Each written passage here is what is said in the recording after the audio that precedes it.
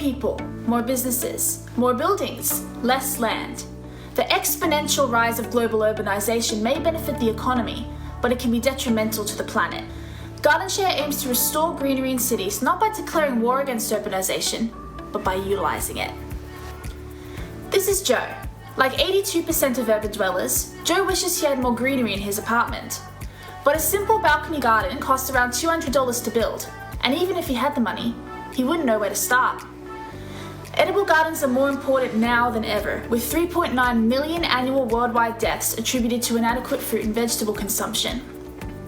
Urban gardens offer a far better alternative to our current food system, which contributes 20 to 35% of annual carbon emissions. The average meal travels 4,327 kilometers to your plate, creating $2.3 billion in annual food delivery costs and 5 tons of CO2 every year for each food delivery truck. Indigenous rights is another urgent problem, particularly in Australian culture. With 73% of the Australian community stating they distrust Indigenous Australians, we have a long road to reconciliation ahead. Here's where we come in. GardenShare offers the convenience and ease of installing gardens in urban environments, specialising in rooftop and balcony gardens for both individuals and corporations. For those who don't have time, we take care of everything. Our components are lighter than those currently available and are pre-built, reducing costs that would be otherwise spent to strengthen the building's structural integrity or creating a custom design. It's the perfect starter kit for those who want a garden but don't know where to start. By increasing gardens in urban environments, not only are we meeting 8 UN SDGs, but we're also countering the deterioration of our environment. By encouraging consumers to grow their own produce, we can significantly reduce the 1.9 million tonnes of disposable plastics sent to Australian landfills each year. But how do we do that? Using our mobile platform, consumers can choose which type of garden that they want and submit a request to us. Our team receives the requests, contacts our team of specialists to connect them with the perfect installers, and offers a selection of plants for them to choose from. The inclusion of Indigenous plants would support the reconciliation between Indigenous Australians and everyone.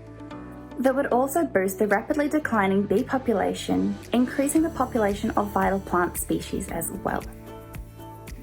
Our business model is simple. On one side, we have construction and trade workers. On the other, there is institutions. And in the middle, there's us, providing the property law compliance, Indigenous relations, and contracts. First, we approach an institution and connect them with the trade worker to map out their requirements. Then, we take care of the property law compliance, contracts, and Indigenous community involvement with Indigenous flora. Construction begins and we take our induction fee. Involving the Indigenous community is not easy and takes years of relationship building and mutual respect. And that's the core of our value proposition. That's the component of our 10% induction fee. But additionally, once the gardens are built, we get recurring revenue from the on-sale of their goods to our wholesale customers, like our partners Food Connect and Sustainabox. We on-sell the produce at an average of 15% profit margin, with a construction profit margin around 13%. Our customer acquisition cost is high in the early years and is reliant on us securing garden customers. With this, the total amount of people impacted by 2029 would reach above 1 million, spanning large municipal areas, beginning first in places where we can leverage our own networks, then branching out once we have this strong base. GardenShare offers what none of our competitors do. Through the elimination of time and economic barriers to a seemingly complicated sustainable solution, we shed light to a path that many want to follow. Unlike other rooftop garden services, GardenShare provides support at every step of the way. Not only are we there during the design, implementation and maintenance phase, but we also provide this support during the legal and financial planning side of things to ensure that every customer has a simplistic experience, no matter what their background. Having a passionate team on hand means we're able to ensure our gardens can mould into any urban space. Vertical gardens, rooftop gardens, floating gardens, beehives, living and breathing ecosystems. The only limit is that of your imagination. The journey to market has already begun. By first approaching Indigenous food growers and key urban greenery experts, we've garnered the support ranging from practicing lawyers and CSIRO scientists to interest from the Chief Botanist of Australia and award-winning urban ecosystem developers. By first approaching a massive institution like Griffith University, we're able to use this as a proving ground to boost our product into the next stage of the market, large corporations and individual homeowners. By approaching our competitors, we also hope to turn them into partners, united by a common sustainable bottom line. The unique purpose each garden is able to share means that our market has no limits. We are Garden Share. Our goal is that when you look at a satellite image like this, you won't be able to tell where the urban ends and the natural begins. From charity live streams to balcony concerts in today's COVID-19 world, music has always brought communities together. It transcends cultural, socio-economic and religious divides and nurtures human connection. Most importantly, when given the opportunity to study music, children will gain emotional, social and academic skills. Music is well known to be a powerful tool to stimulate brain development in young children.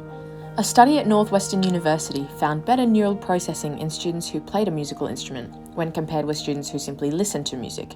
However, these benefits aren't financially accessible to all children.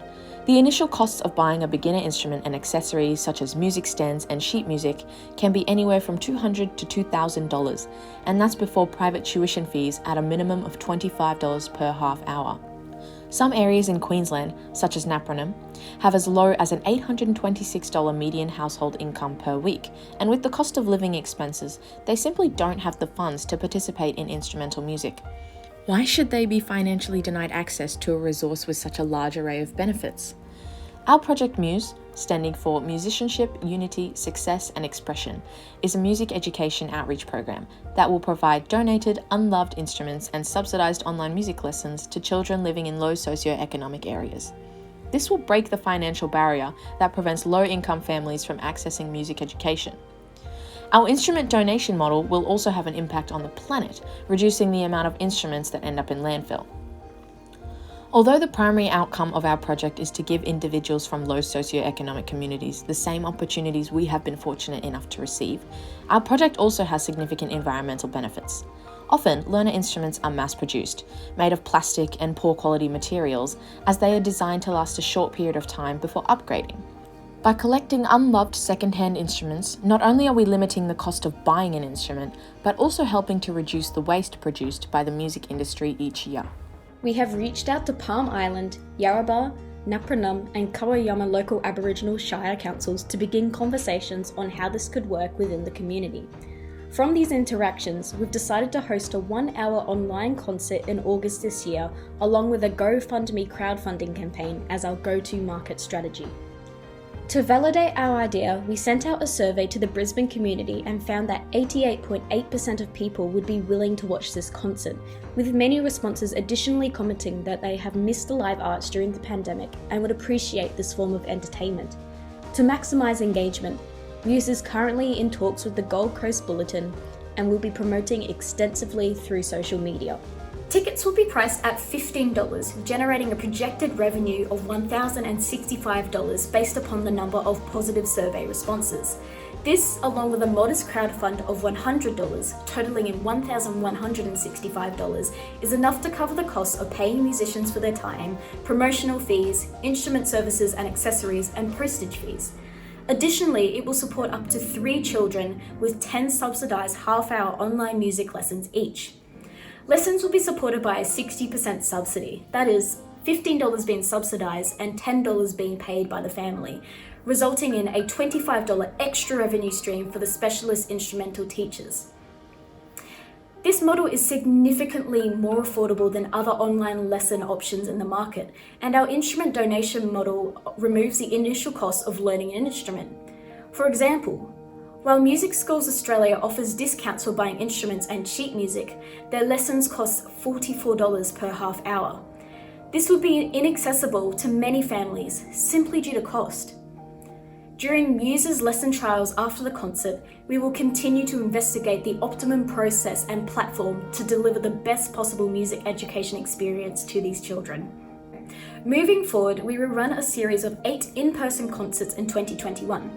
Assuming that each concert venue can seat 200 people, our total addressable market equates to $48,000, with tickets being priced at $30 each. Notice that tickets would be priced higher than the online concert due to the in-person nature of the next series of concerts. Of the total addressable market, we hope to gain a 50% market share, leaving us with a revenue of $24,000 to continue supporting our existing students and introduce up to 50 new students to the program. We recognise that venue capacities vary and there are many factors that determine whether a potential audience member will come or not, which could affect the profit positively or negatively. If we fall significantly short of the expected profit, we will apply for government grants such as the Regional Arts Fund and approach businesses for private sector sponsorship. Alternatively, if we exceed the expected profit, we will use the extra funds for an educational tour to the communities we have brought music into via our online lessons. As music students of Queensland Conservatorium, Griffith University, we recognise we have had a privileged education and want to bring equal opportunities to disadvantaged children. MUSE will introduce new musicians into the world by providing them the same experiences we have been fortunate enough to have received. As this project continues to grow, we aim to reach enough people in targeted areas until they can run their own small ensembles and private lessons, connecting the community through music. We are Griffith Enactus MUSE, and this is how we will positively change lives through music education.